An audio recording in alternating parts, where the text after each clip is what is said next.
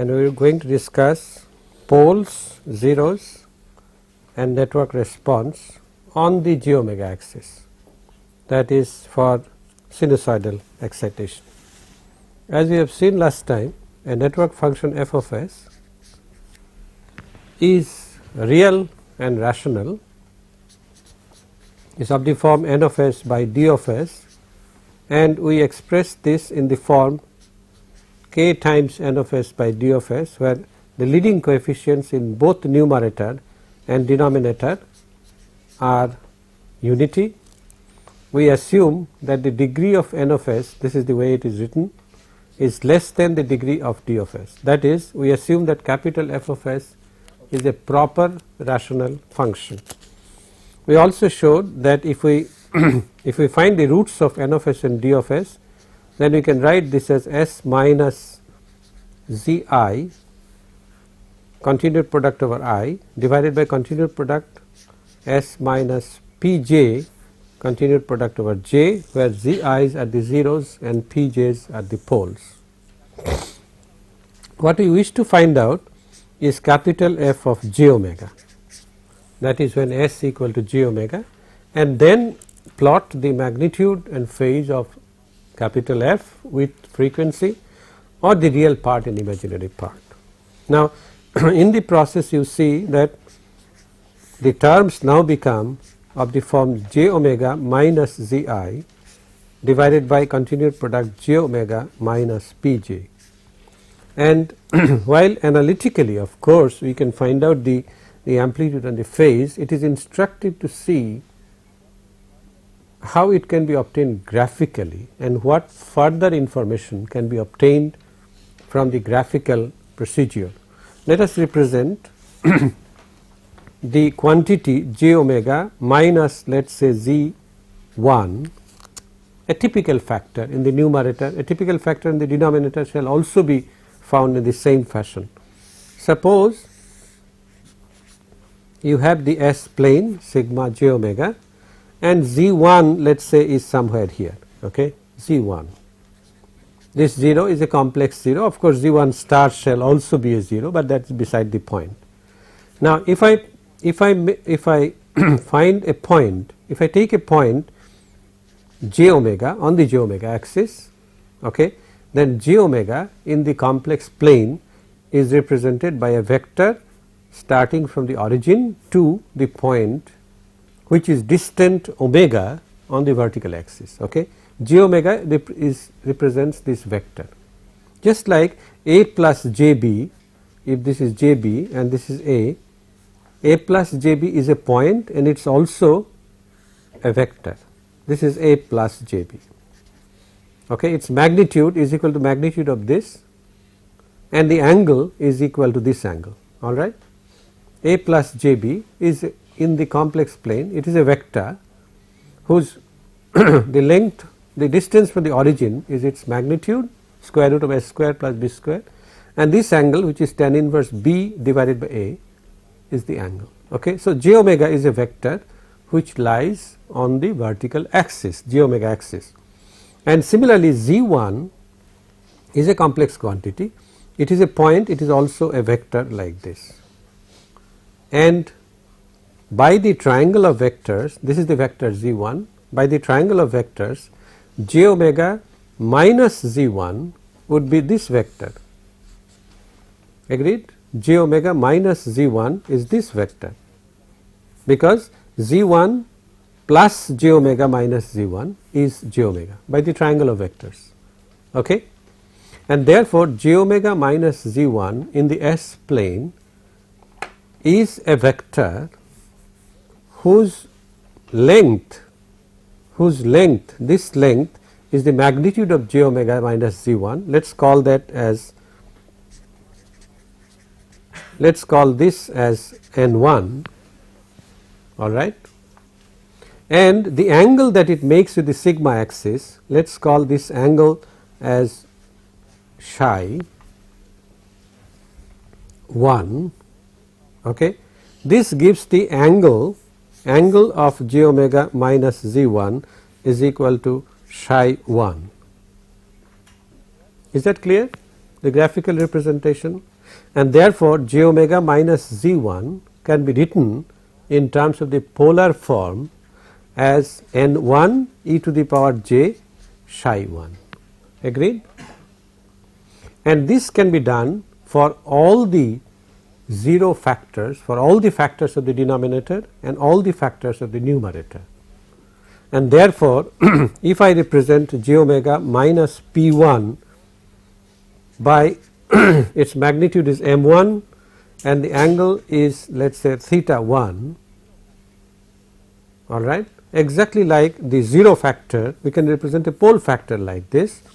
If the magnitude and angles are m and theta, then obviously a network function f of j omega can be represented as n1, n2 up to nm, if the degree of n of s is m, divided by m1, m2 up to mn, if the degree of the denominator is n, multiplied by k, the constant, and e to the power j, the angles of the numerator factors, which is psi 1 plus psi 2 plus etc.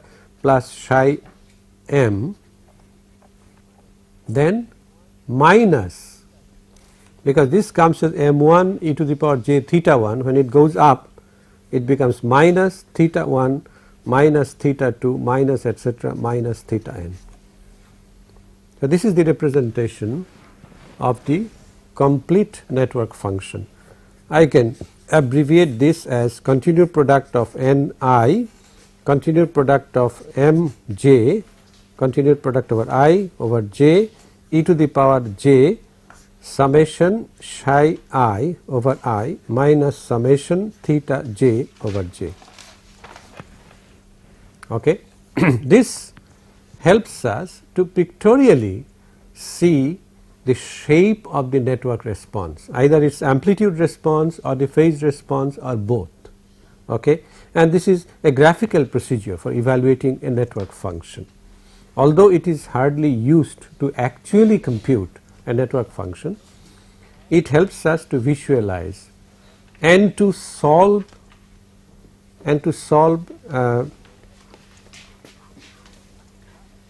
wherever there is a question whether the phase is plus 180 or minus 180. Okay. If a quantity is negative, the angle can be plus 180 or minus 180, it is the same thing, but if we slightly differ from the frequency at which the phase is 180, it will matter whether it is positive angle or negative angle, because we go either in the second quadrant or in the third quadrant, and therefore, in solving such riddles or such places where there is a chance of confusion, this picture, this pictorial diagram helps us tremendously, and we shall illustrate this with an example. Is this graphical procedure clear? Okay. We take an example of a network function, a simple enough network function. Let us say f of s is equal to 4s divided by s squared plus 2s plus 2. Obviously, we have a 0 at the origin.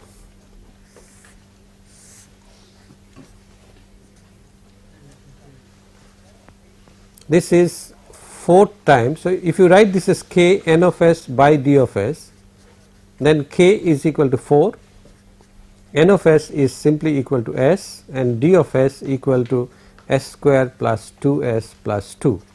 And it is not difficult to see that d of s, the poles are, the factors are s plus 1 plus j 1 multiplied by s plus 1 minus j 1. Okay. So, the pole 0 diagram would be like this. You have a 0 at the origin and a pole here and a complex conjugate pole here, where this is minus 1 and this point is j 1, this point is minus j 1. Agreed? Okay. This is the pole 0 diagram, and all that is required to know the network function is the multiplying constant k. Once you know the poles and zeros, you can construct the network function, provided you know the multiplying constant, or 2 within an arbitrary multiplying constant, you can find the network function. Now, suppose we want to find out, let us say, I will draw the diagram again. Suppose you have this and this is the 0. This is J1 minus J1. Suppose you want to find out f of J2, all right, at the frequency 2, omega equal to 2, you want to find out what the network function is. So, mark the point J2 here, mark the point J2 here, and then draw the vectors from the 0 and also from the 2 poles. Okay. From the 0 obviously the magnitude of the vector is 2, well, f of J2 will be 4 multiplied by this length is 2 and the angle is 90. Okay. Then from this the vector is this, and obviously this is 1, this is 1. So, the length of this vector is root 2 and this angle is 45. Okay. So, this will be 2 multiplied by root 2 and it would be plus or minus, this is the angle of the pole and therefore minus 45, and then you have to draw another vector from this to the point J2, and one can find out this length is 3 and this length is 1, and therefore you can see that this is equal to square root of 10, and the angle is tan inverse 3 by 1. Tan inverse 3 is 71 degrees, 71.8 degrees, and therefore, so won't that be divisible? Yes, this root 2 should come in the denominator and root 10 should also come in the denominator, because this is a pole factor, and the angle should again subtract 71 degrees 0.8, and this comes out as 1.78 angle minus 26.8. All right. In a similar manner, we can find out at a few representative values and then plot capital F of j omega magnitude and its angle, that is its phase. Let us look at some more interesting features of this network function. Our function is f of s equal to 4s divided by s squared plus twice s plus 2, all right. And we have just found out that s equal to j omega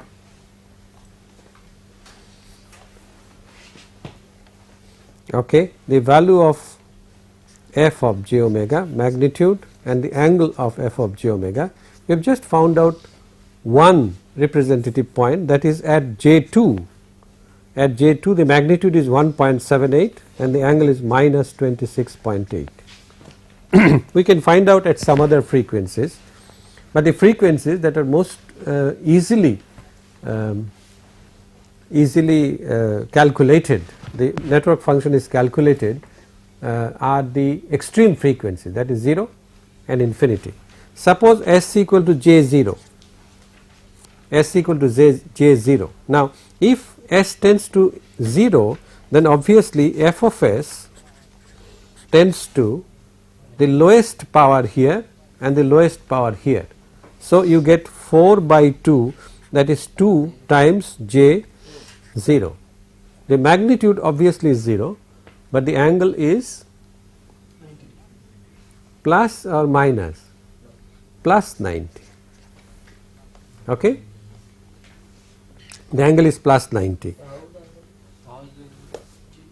because s equal to j0, all right, this behaves as 4s by 2 as s tends to 0, which is equal to twice s, and I have substituted s equal to j0.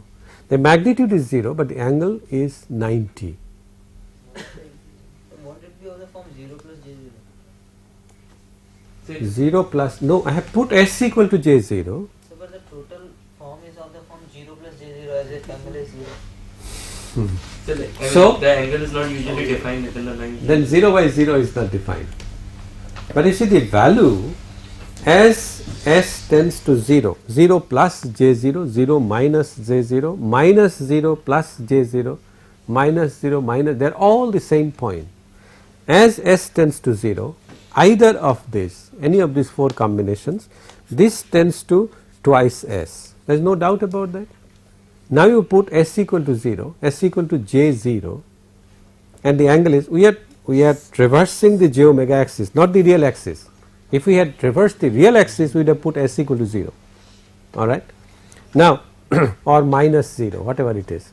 So the angle is pi by 2 because of the factor j. In a similar manner, if you look at S tends to infinity, then f of S, S tends to infinity, tends to the highest power factors, that is 4S by S squared. So it will be 4 by S, 4 by S, not 2, highest power factors. These are the ones that dominate when S tends to infinity, and therefore the magnitude at S equal to infinity, J infinity, would be 0, but the angle would be minus 90, and therefore we know we know how the magnitude varies. The magnitude starts from 0, goes to 0, in between it must go through a maximum, okay, and the angle starts from plus 90 and goes to minus 90. So in between it must pass through 0, alright, the angle must pass through 0.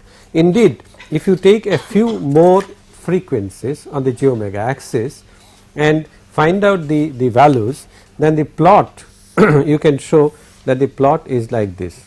The magnitude, that is capital F of j omega magnitude, is like this. It starts from 0, goes to a maximum and then infinity, and this point happens to be approximately 1.5 and the maximum approximately is 2. On the other hand the phase angle of f of j omega starts from plus 90, plus pi by 2, and goes to minus pi by 2. Can you tell me where the phase will be 0? Guess? It is this frequency 1.5. You can see by putting 1.5 that the phase is indeed 0. So it goes like this. The plot is like this. I am tempted to tell you one more feature of this transfer function, that it looks like a band pass filter, isn't it? It discriminates against low frequencies, it discriminates against high frequencies, and it accepts a band of frequencies around 1.5. So it is a band pass filter, but it is a bad band pass filter, it is a lousy band pass filter because the discrimination is not strong enough. We would have called it strong enough if we had a curve like this. So there is a weak resonance here, weak resonance at this frequency 1.5, okay. And if you look at the function 4s by s squared plus 2s plus 2, it is not very difficult to find out, to show that it is indeed a band pass filter. You see, you can write this as 4 divided by s plus 2 by s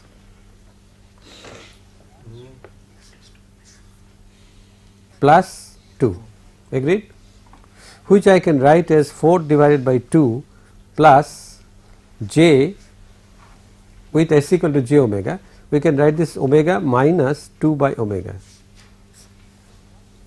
alright.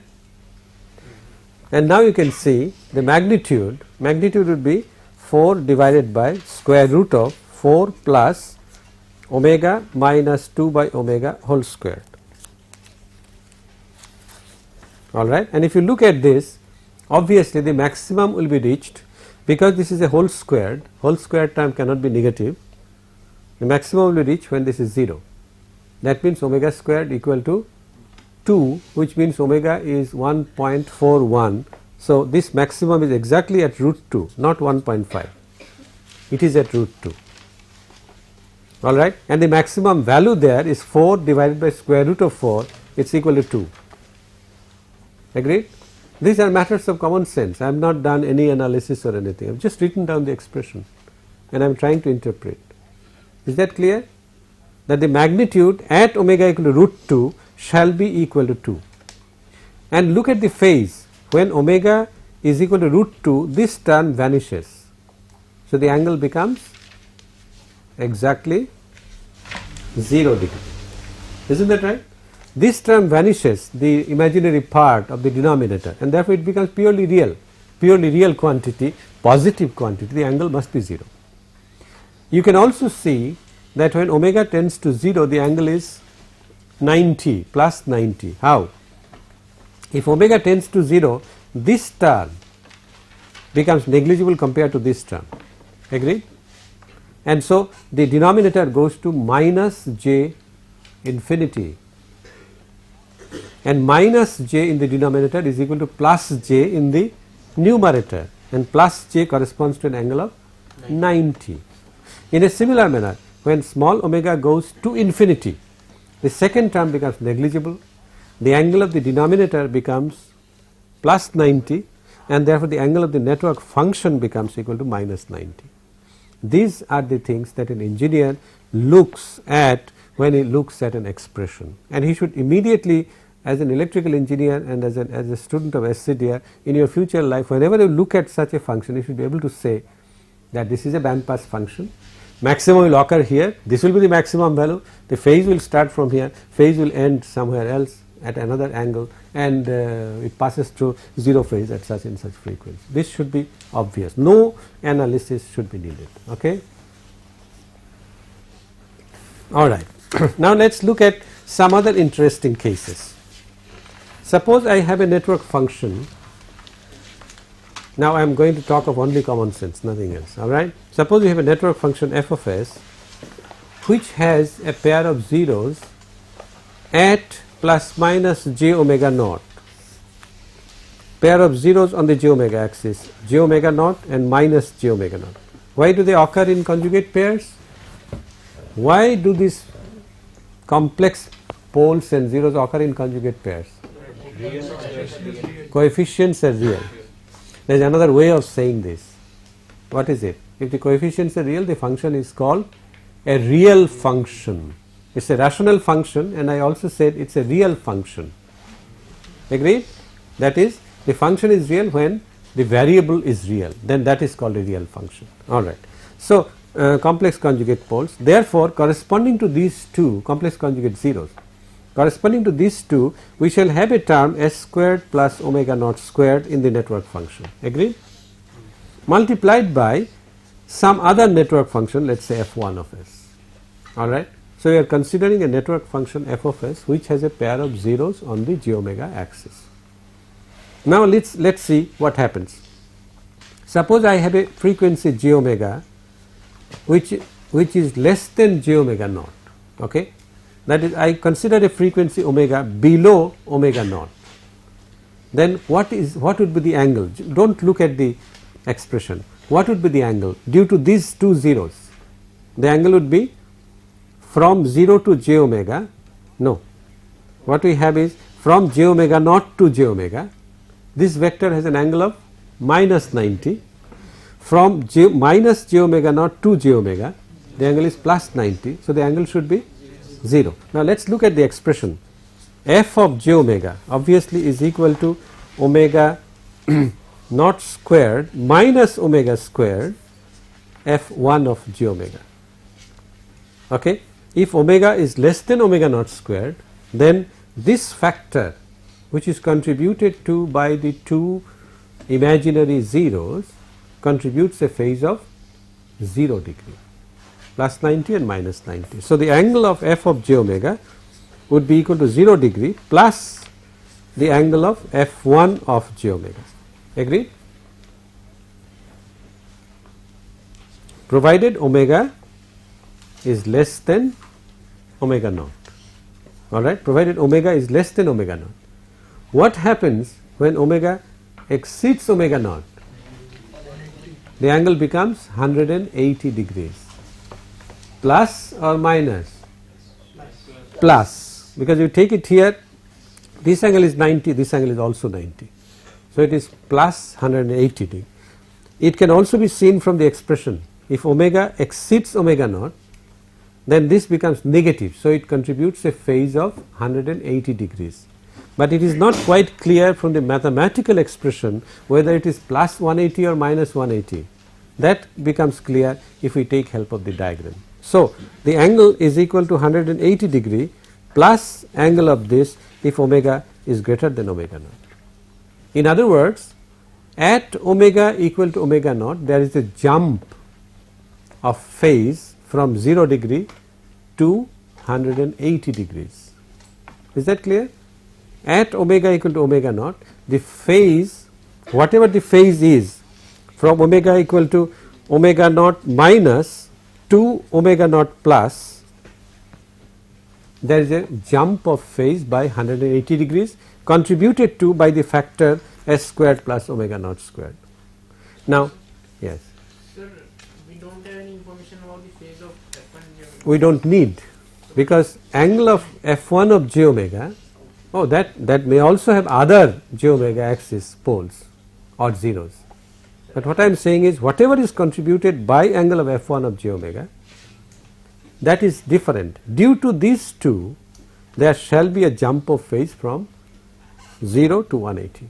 F1 of j omega may also have a jump. Correct. So if it also has a pair of zeros at some other, at plus minus j omega naught, all right, then the jump would be 360. Okay. Yes. So you are saying that phase will be 0 degree plus f1 j omega at omega less than omega naught. So but when omega is less than minus omega naught, it will be minus 180. No, I am considering positive frequencies. You see, conventionally, okay, that's a good question. You see, in this plot, I plotted only for positive frequencies, because I know that for negative frequencies the angle is an odd function and therefore I can easily construct it. Similarly for magnitude, I don't have to construct again, it is an even function, so it simply repeats. Okay, I consider only for positive frequency. That's a good point to question. All right. So due to a pair of j omega axis zeros, I repeat, there shall be a jump of 180 degrees. I am considering only this factor. I am not considering the jump that may occur due to f1. Well, if it does, then you will have to add it. Okay. On the other hand, if instead of zeros these were poles, if these were poles, that is, if we had a situation like this, let us say pole plus j omega naught and minus j omega naught, then the jump would have been from 0 to minus 180. Is that clear? Sir, Can I explain? For the zeros, if there is a pair of zeros, the jump is from 0 to plus 180. Now, if there are a pair of poles, plus 180 jump in the denominator corresponds to minus 180 for the total function. Okay. So, due to a pair of poles on the j omega axis, the jump in phase from omega 0 minus to omega 0 plus would have been 0 to minus 180. And if I consider a function like this, let us say f of s equal to s squared plus omega 1 squared divided by s squared plus omega 2 squared. Suppose you have a function, total function is this, where omega 1 is less than omega 2, all right. Then and if I plot its magnitude and phase, the magnitude obviously at omega equal to omega 1 shall be 0, isn't that right? Because it will be omega 1 squared minus omega squared, and if omega equal to omega 1, the magnitude shall be 0. On the other hand, What about the other contribution from minus j omega 1? I have already said this is omega 1 is less than omega 2. Okay, let us write down f of j omega equal to omega 1 squared minus omega squared divided by omega 2 squared minus omega squared. All right. The contribution due to this, whatever it is, if it is not 0, then we do not bother. 0 divided by any quantity is 0, and therefore the magnitude at omega equal to omega 1 shall be equal to 0. F of j omega 1 shall be equal to 0, alright, and there shall be a jump of phase at omega 1 from 0 to 180, alright. If omega exceeds omega 1, if omega is omega 1 plus, obviously the quantity shall be negative and the phase shall be 100 plus 180. On the other hand, at omega equal to omega 2, what is the value? The magnitude is infinity. At omega equal to omega 2, the magnitude is infinity, and the angle shall jump from whatever value it was by minus 180 degrees, whatever value it was, alright. Now it is very, Minus infinity. pardon me, It will be minus infinity since omega 1 is less than omega 2. okay, Oh, sorry, sir. magnitude. Now if you reflect on this a little bit, then you can show, you can see that the magnitude of f of j omega, I have said omega 1 is less than omega 2, you can see that the magnitude is always positive, the magnitude shall pass through 0, magnitude,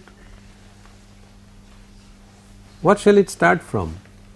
At s equal to 0, what is the value? Magnitude omega 1 square divided by omega 2 square, this is less than 1, right, because omega 2 is assumed to be greater than omega 1. So if 1 is here, it starts from somewhere here, then it must pass through a 0 at omega equal to omega 1. At omega equal to omega 2, it goes to infinity, so it must go like this, infinity, and then when omega goes to infinity, what is the value? Okay, my function is omega 1 squared minus omega squared, omega 2 squared minus omega squared. When omega goes to infinity, the value is 1. unity, and therefore it comes back to this. This is the plot of the magnitude. I can't show infinity on a finite plane, and therefore I simply break it. Okay. This is the magnitude. What about the phase? Let us look at the phase. Phi. The phase, you see, if omega is less than omega 1, if omega is less than omega 1, obviously the phase is what? 0. If omega is less than omega 1, this quantity is positive, this is also positive, and so the phase is 0. At omega equal to omega 1, there is a jump from 0 to 180. So this phase will be pi plus pi. Between omega 1 and omega 2, the phase remains at 180, and at omega 2, the phase jumps from 180 to 0. That is, jump is from 0 to minus 180, and therefore this is the phase plot. Is this okay? My f of s is s squared plus omega 1 squared divided by s squared plus omega 2 squared. If you have understood this diagram, then the next discussion is going to be very easy to follow. In this discussion, we have assumed poles and zeros on the j omega axis. Suppose we shift the poles on the j omega axis slightly to the left. Poles cannot be shifted to the right, agreed? Cannot be shifted to the right half plane, because then the system would be unstable. We cannot have an LLFPB network which is unstable. Okay, so if I shift the poles slightly to the left, suppose they are here, and the coordinates are the coordinates are let us say this is sigma naught minus sigma naught, and this is j omega naught. So, we have two poles at minus sigma naught plus minus j omega naught, where obviously sigma naught is much less than omega naught. All right. If this is the story, then what kind of magnitude response do we expect? You see, if this was exactly on the j omega axis, then the magnitude at that point should have been infinity. Agreed? If I shift slightly to the left, obviously it cannot be infinity. Therefore, what will happen is it will show a peak like this, but it shall not be quite infinity. This will be a band pass type of response. Due to this, it would be a band pass type of response. And what about the phase? If these poles were in the j omega axis, exactly on the j omega axis, then the magnitude at omega equal to omega naught would have been infinity, right? If we have a factor s squared plus omega naught square in the denominator, then at omega equal to omega naught, this factor becomes 0. So, 1 by 0 becomes infinity. But suppose the pole is not at plus minus j omega naught, but at minus sigma naught plus minus j omega naught, slightly shifted to the left, then infinity cannot be reached, but it will be very high at omega equal to omega naught. Okay. And what about the phase? If I plot the phase, whatever be the previous phase, there shall be a jump through approximately 180 degree. Jump down or jump up? Down. So, at around omega naught, the phase will very rapidly shift from whatever value it was by minus 180 degrees approximately, because sigma, it is not exactly on the j omega axis. Okay. On the other hand, if we have a pair of zeros, is this point clear? Okay. If we have a pair of zeros on the j omega axis plus I beg your pardon, slightly shifted from the j omega axis, let us say this is minus j omega naught and this is minus sigma naught, then the magnitude function at omega naught will not show a 0, but will show a dip. It will not reach exactly 0, but it must show a dip like this. Agreed? If these are shifted to exactly on the j omega axis, it will go through a 0. Such a filter, such a response is a band stop response, or sometimes called a notch response. Notch, there is a notch here. Okay. And what about the phase? Whatever be the phase earlier, the phase at omega equal to omega naught must increase rapidly through approximately 180 degrees, approximately 180 degrees. Okay. These are the strongest tools of a circuit theorist, an electrical engineer who knows circuit theory. By looking at a network function, he should be able to say what are the most critical frequencies and what happens at those critical frequencies, what happens to the phase, what happens to the magnitude, and so on and so forth. Okay, now we said that you cannot transfer poles to the right half plane. There cannot be any poles in the right half plane. Can there be zeros? Okay.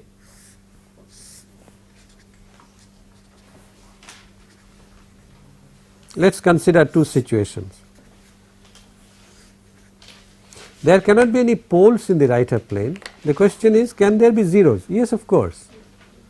Zeros are not restricted. Okay. There can be zeros. Suppose I have a situation in which there are two zeros like this and there are two poles like this. All right. And a situation in which these zeros are shifted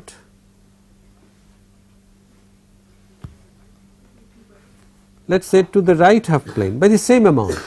Okay. If this distance is sigma 0, then we take sigma 0 in the right half plane and shift these zeros here and here. Okay. That is, we consider j omega axis as the mirror and shift these zeros to their mirror images. Agreed? Now, the poles remain intact, poles cannot be shifted. Okay. Suppose we take a point j omega on the j omega axis where we want to find out the magnitude and the phase. As far as magnitude is concerned, the distance from here to here and the distance from here to here is the same. Agreed?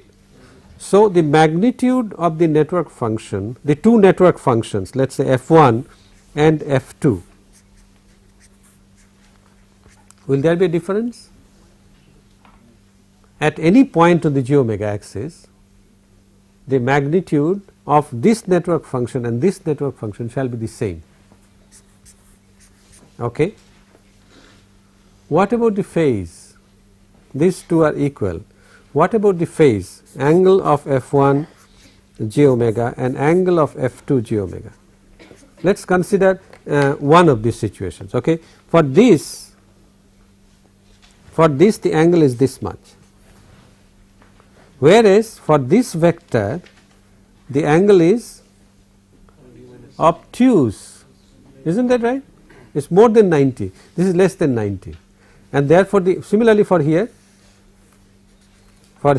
once again the angle is more than 90, and therefore the angle of f2 shall be greater than the angle of f1.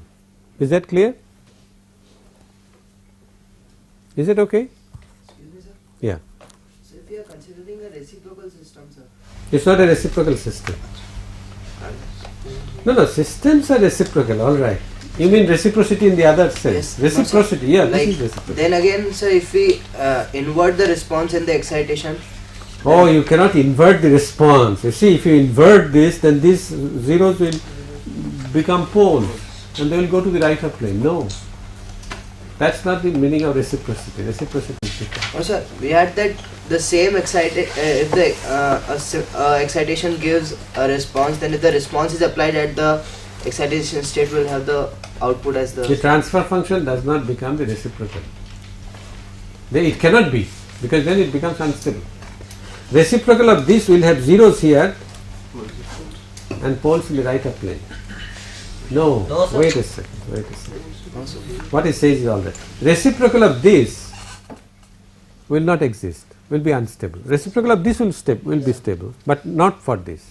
This is a perfectly legitimate network function. So you cannot simply take reciprocal of a network function and realize it. Reciprocal of an impedance is admittance. That is perfectly all right. If this is an impedance, its reciprocal can be realized. Can this be an impedance? No, sir. No, because its reciprocal will be unstable, will be admittance. But the point that I was mentioning is, let us go back to, you have any other question? Okay. The point that I was mentioning is, if there are zeros in the right half plane and the magnitudes are the same, then these zeros contribute to a larger phase as compared to the zeros in the left half plane, although their magnitudes are the same. All right. Therefore, well, there is a terminology now that I shall introduce. Network functions whose zeros are restricted to the left half plane are called minimum phase functions. Minimum phase functions. If this is not so, if the zeros are not restricted to the left half plane, then we shall call them simply non-minimum phase functions, not maximum phase. We do not know what is maximum. In fact, this terminology is also unfortunate. We do not know if this is minimum. But between the two, the magnitudes are the same, the phase of this is smaller than the phase of this. Okay? Now, what is important is, a minimum phase network function is one in which the poles of course have to be in the left half plane, there is no question. in which the zeros are not allowed to lie in the right half plane. A minimum phase network function is one in which the zeros are restricted or constrained to be confined within the left half plane. Is the point clear? Let us consider minimum phase and non-minimum phase will play a dominant role throughout your life. Okay? Not only here, in electronic circuits, in control theory, in communication, everywhere. So you remember this. It's simple. Zeros are in the left half plane. Okay? That's minimum phase. And I have told you why it is called minimum phase. Although the term minimum is a point in a continuum, whereas there are only two discrete situations. It should not be called minimum, but unfortunately this is the terminology that has gone through. Let us consider another interesting situation, a non-minimum phase function in which the poles are the mirror images of zeros.